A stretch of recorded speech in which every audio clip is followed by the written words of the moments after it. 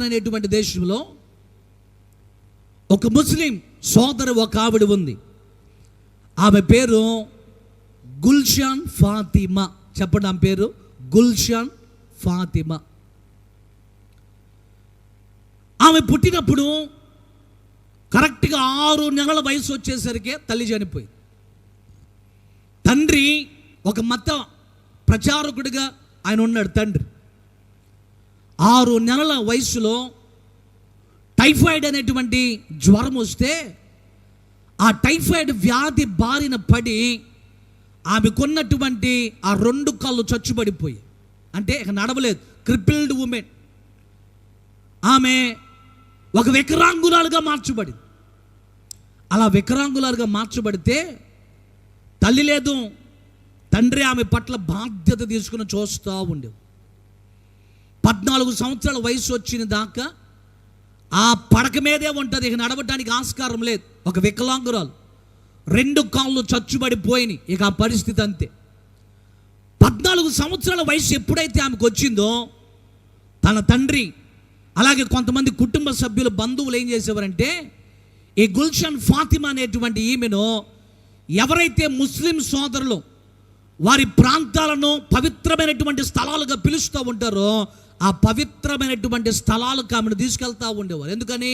ఆమెకు స్వస్థత కలుగుతుంది అని. హజ్ యాత్రకి ఆమెను తీసుకెళ్ళేవాళ్ళు. ఆ తర్వాత మహమ్మద్ సమాధి ఎక్కడైతే మెదీనాలో ఉందో అక్కడికి కూడా ఆమెను తీసుకెళ్ళేవారు. ఆ తర్వాత ఇరాక్లో ఒక పుణ్యక్షేత్రం ఒకటి ఉంది, హోలీ ప్లేస్, అక్కడికి కూడా ఆమెను తీసుకెళ్ళేవారు. అలాగున ఏవైతే వాళ్ళకి హోలీ ప్లేస్గా పరిశుద్ధమైన పవిత్రమైన స్థలాలుగా పిలువబడతా ఉన్నాయో అలాంటి పవిత్రమైనటువంటి స్థలాలకు వెళ్ళి ప్రార్థన చేసేవారు. గుల్షన్ ఫాతిమా బాగుపడాలి అని, అంగవైకల్యం నుంచి బయటపడాలి అని, ఆ చచ్చుబడిపోయిన కాళ్ళు రావాలి అని, ఆమె తిరిగి నడవాలి అని ప్రార్థన చేస్తూ ఉండే. అయితే అలా కొన్ని రోజులకి తండ్రి కూడా చనిపోయాడు. తల్లేమో ఆమె 6 నెలల వయసు ఉన్నప్పుడు చనిపోయింది. తండ్రి ఏమో ఇప్పుడు ఆమె కొంచెం 14 సంవత్సరాలు దాటిన తర్వాత తండ్రి చనిపోయాడు. ఇప్పుడు ఆ పరిస్థితి ఏంటో అర్థం కావట్లేదు. ఓ రోజున రాత్రికాల సమయంలో తన గదిలో ఆ మంచం మీద పడుకొని ఏడుస్తూ కన్నీరు కారుస్తూ ఉంది. మనకు తెలుసు కదా, ముస్లింలు అల్లాని ఆరాధన చేస్తూ ఉంటారు. ఇప్పుడు ఆమె ప్రార్థన చేస్తూ మనసులో అంటుందంట, ఓ దేవా, ఎందుకు నన్ను ఇలాగ సృజించావు? ఎందుకు ఇలాగ నేను అవుటిదాన్ని అయిపోయాను? ఎందుకు ఇలాగ నేను వికలాంగురాలను అయిపోయాను? ఎందుకు ఇలాంటి జన్మనిచ్చావు? నన్ను చిన్నప్పుడే చంపేస్తే పోయేది కదా. నేను పుట్టిన 6 నెలలకే నా తల్లిని పోగొట్టుకున్నాను. 6 నెలల వయసులో టైఫాయిడ్ వచ్చి ఆ వ్యాధి బారిన పడి నా కాళ్ళన్నీ కూడా చచ్చుబడిపోయాయి, నడవలేను. నన్ను ప్రేమించే నా తండ్రి, నాకు సహాయం చేసే తండ్రి, నా బాగోగులు చూసే నా తండ్రి కూడా చచ్చిపోయాడు. ఎందుకు బ్రతకాలి నేను? ఎందుకు ఇలాంటి జీవితం నాకు అని కన్నీరు కార్చి అలా మొరపెడతా ఉంటే ఒక స్వరం వినబడతా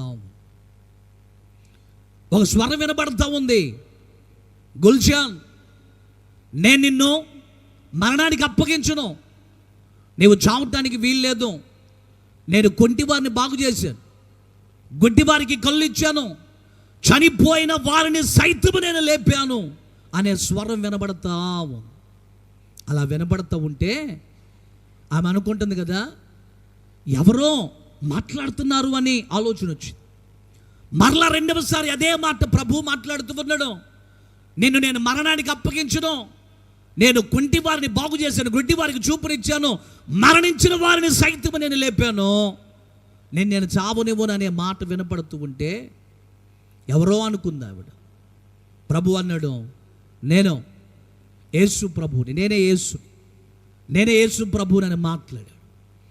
అలా అయిపోయిన తర్వాత ప్రభువారు మాట్లాడిన తర్వాత ఉర్దూ భాషలో బైబిల్ తెప్పించుకొని ఒక 3 సంవత్సరాలు బైబిల్ చదువుతాము. అలాగట ప్రతిరోజు బైబిల్ చదువుతూ ప్రభువారు జరిగించినటువంటి అద్భుతాలన్నీ కూడా చదువుతూ ప్రభు సన్నిధిలో ప్రార్థన చేసేదట, ప్రభువా, ఎంతమందిని బాగు చేసావు, నన్ను కూడా బాగు చేయొచ్చుగా. ఎంతమందిని స్వస్థపరిచాము, మరణించిన వారిని సైతం లేపావు, నన్ను కూడా బాగు చేయి ప్రభువా, నన్ను కూడా స్వస్థపరచు ప్రభువా అని ప్రార్థన చేస్తా ఉంది. అలాగునట ప్రతిరోజు 5 సార్లు ప్రార్థన చేస్తుంది. 3 సంవత్సరాల నుంచి అట్లాగే ప్రార్థన ప్రతిరోజు 5 సార్లు ప్రార్థన చేస్తూ ఉంటా. అట్లాగున ఓ రోజట ఇక ఆ జీవితం అంతా అంధకారం అయిపోయింది అనుకుంది. ప్రతిరోజు బైబిల్ చదువుతూ ఉంది, ప్రార్థన చేస్తూ ఉండగా 3 సంవత్సరాల తర్వాత ఒక రోజున ఎందుకో భయంకరమైన వేదన దుఃఖము మనసులో పెట్టుకొని ప్రార్థన చేస్తూ ఉందంట. అయ్యా, 19 సంవత్సరాల నుంచి నేను ఇలాగే ఉన్న, నడవలేని పరిస్థితులు. 19 సంవత్సరాల నుంచి నా కాళ్ళు చచ్చుబడిపోయాయి, నేను ఒక వికలాంగురాలిగా ఉన్నాను, నన్ను ఎందుకు స్వస్థపరచు నువ్వు, నన్నెందుకు నువ్వు కనికరించువు అని ప్రార్థన చేసి అలా పడుకుందట. తెల్లవారుజామున 3 గంటలప్పుడు, ఎవ్వరూ లేరు గదిలో పడుకుంది. తెల్లవారుజామున 3 గంటలప్పుడు తన గదిలో ప్రకాశవంతమైనటువంటి వెలుగు, ఆ గదంతా వెలుగు చేత నింపబడి. ఈవిడ అనుకుందట, ఆమె బెడ్ పక్కన దీపం ఉంటుంది, ఈ దీపాన్ని నేను ఏమైనా వెలిగించానేమో అని ఆ బెడ్ పక్కన మంచం పక్కన ఉన్న దీపాన్ని చూస్తే ఆ దీపం ఆరిపోయింది. ఏంటి వెలుగు?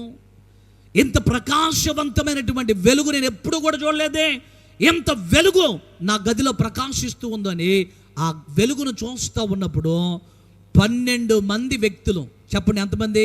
12 మంది వ్యక్తులు తెల్లటి వస్త్రములు ధరించుకొని, కొన్ని రోబ్స్ యాజకులు ధరించుకునేటువంటి ఆ వస్త్రాలలాగా ఆ వస్త్రములు ధరించుకుని, తెల్లటి వస్త్రములు ధరించుకొని లైన్గా నిలబడ్డారు 12 మంది.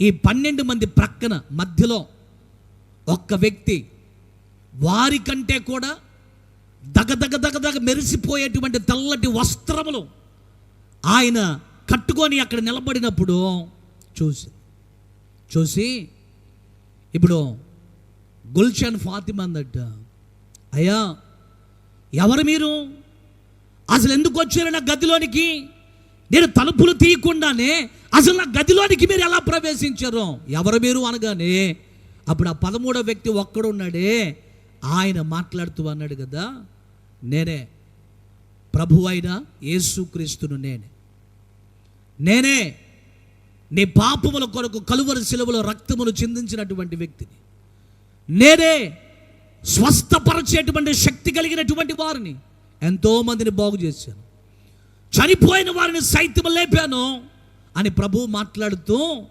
ఇప్పుడు ఆ మంచం మీద ఆ చచ్చుబడిన కాళ్ళతో అలాగే ఆమె ఉండిపోయింటే ప్రభు ఆమెను పిలిచాడట, నా కుమార్తె నా దగ్గరకు రా అన్నాడు.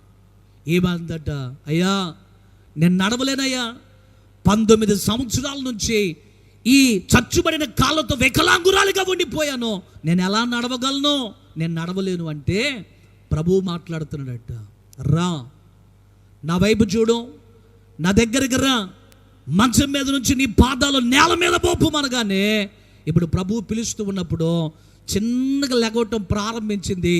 ఆ చచ్చుబడిన కాళ్ళకు జీవం వచ్చింది, లేచి ఆ కాళ్ళను ఆ నేల మీద మోపి చిన్నగా ప్రభు దగ్గరకు వచ్చి యేసయ్య పాదాల మీద పడితే అట యేసయ్య వస్త్రములు ఎంత దగదగదగ మెరుస్తూ ఉన్నాయో, ఆయన పాదములు బంగారు అపరంజితో సమానమైపోయి ఆ పాదముల బంగారంతో మిలమిల మెరిసిపోతా ఉంది. యేసయ్య పాదాలు పట్టుకుని ప్రభు అన్నాడు, నేను నిన్ను స్వస్థపరుస్తూ ఉన్నాను, నా కొరకు నిన్ను ఒక సాక్షిగా నిలబెడతాను, నిన్ను నా పని కొరకు నా మహిమ కొరకు నిన్ను వాడుకుంటాను, నిన్ను స్వస్థపరుస్తున్నాను అని ప్రభువారు ఆమె తల మీద చేతులు చేసి ఆ మాట పలకగానే తన హృదయంలో ఏదో సంతోషం, ఎన్నడూ లేనటువంటి ఉల్లాసం ప్రభువారు ఆ మాట చెప్పి స్వస్థపరిచాడో ఇక అదృశ్యమైపోయి.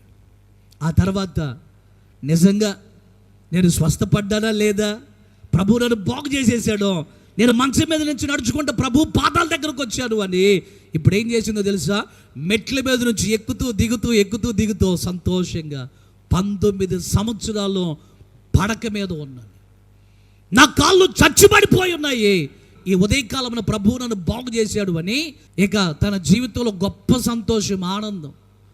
19 సంవత్సరాలు నా కాళ్ళు చచ్చుబడిపోయాయి, నడవలేను, నా పరిస్థితి ఏంటి అనుకుని కృంగిపోతూ ఉన్నాను. నా యేసయ్య నన్ను బాగు చేశాడు, నాకు స్వస్థతను అనుగ్రహించాడు అని ప్రభువును స్తుతించి ఆ తర్వాత బాప్తిస్మమును తీసుకొని తన పాపాలు కడిగి వేసుకొని ప్రభువుని స్వంత రక్షకునిగా అంగీకరించి గుల్షన్ ఫాతిమా, ఇప్పుడు ఫాతిమా అని పేరు మార్చుకొని గుల్షన్ ఎస్తేర్గా మార్చబడింది. దేవునికి స్తోత్రం చెప్దామా? గుల్షన్ ఎస్తేర్గా మార్చబడి పాకిస్తాన్ దేశంలో దేవుని సువార్తను విత్తి అనేక మందిని ప్రభు దగ్గరకు నడిపించింది. ఆమె ఒక పుస్తకం రాస్తే ఆ పుస్తకం ప్రపంచంలో చాలా మంది దగ్గర అమ్ముడుపోయింది. చాలామంది ఆ కాపీని కొన్నారు. ఆ పుస్తకాన్ని చదివి అనేక మంది ఆశీర్వదించబడ్డారు. గుల్షన్ ఫాతిమా గుల్షన్ ఎస్తేర్గా మార్చబడి ఒక సాక్షిగా ఈ ప్రభు కొరకు నిలవబడి అనేకమైనటువంటి ప్రజలకు దేవుని సువార్తను అందిస్తూ ప్రభు కొరకు గుల్షన్ ఎస్తేరుడు సాక్షిగా ప్రభు వారు నిలువబెట్టారు.